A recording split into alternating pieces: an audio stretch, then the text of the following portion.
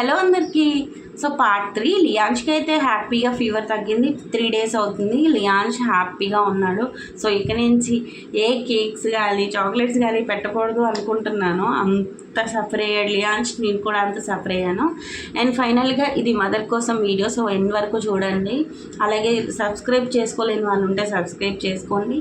So main ఏంటంటే ఇద్దరు పిల్లల్ని కంపేర్ చేసుకుందాం, లావుగా ఉన్న వాళ్ళని సన్నంగా ఉన్న వాళ్ళ పిల్లల్ని. సో మెయిన్ మదర్ ఎంత ఎఫెక్ట్ అవుతుందో ఇక్కడ కొంతమందికి తెలియకుంటుంది.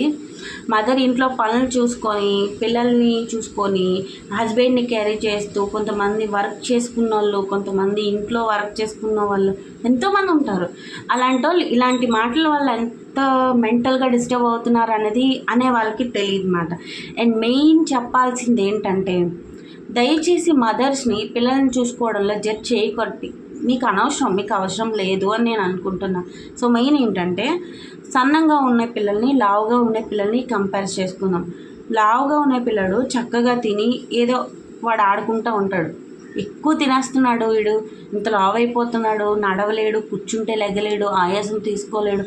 అసలు ఆ పిల్లడు అలా ఉన్నాడో చూడు, ఆ పిల్లడు అంత నీట్గా ఉన్నాడో అంటే తిన్నా వాడి మీద ఏడుస్తారు, తిన్నా వాడిని ఎంచుతారు.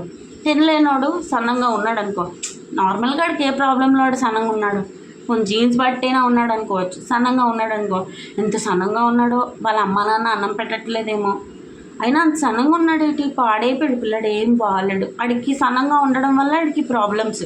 లావుగా ఉన్న పిల్లడికి కూడా హెల్త్ ప్రాబ్లం వస్తుంది. లావుగా ఉన్న అంత మాత్రాన వాడు హెల్తీగా ఉన్నట్టు కాదు, సన్నంగా ఉన్నంత మాత్రాన వాడు వీక్గా ఉన్నాడని కాదు. దయచేసి ఇటువంటి మాట్లాడి ఆ మదర్ని మెంటల్గా డిస్టర్బ్ చేయకండి. వాళ్ళ బాధ ఏదో వాళ్ళు పడనివ్వండి. అండ్ మెయిన్ ఆ టైంలో ఏదైనా సజెషన్ మంచిగా ఇవ్వాలంటే మంచిగా కూర్చోబెట్టి నీట్గా చెప్పాలి.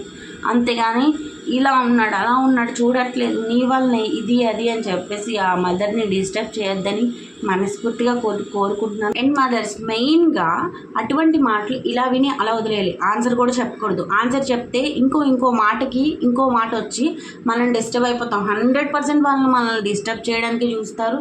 మనం ఆన్సర్ ఇచ్చి డిస్టర్బ్ అవ్వకుండా టేక్ ఇట్ ఈజీగా తీసుకొని ఇటు నుంచి విని అటు నుంచి వదిలేసి మన పిల్లల్ని మనం ఎలా చూసుకోవాలో మనకు తెలుసు. కావాలని మనం దేనికి ఎఫెక్ట్ చేయము, కావాలని తిండి పెట్టకుండా ఉండము, కావాలని లావు చేసేము, కావాలని సన్నం చేసాము. మన ప్రేమ మనకు తెలుసు. వాళ్ళు ఎలా పేరెంట్సో మనము అలాగే పేరెంట్స్. సో అటువంటి విషయాలను పట్టించుకొని డిస్టర్బ్ అవ్వద్దు. హ్యాపీగా ఉండండి, హ్యాపీగా పిల్లల్ని చూసుకోండి. అంతే. మధ్యలో వచ్చిన మాటలు మధ్యలోనే ఉంటాయి. అంతే. సబ్స్క్రైబ్.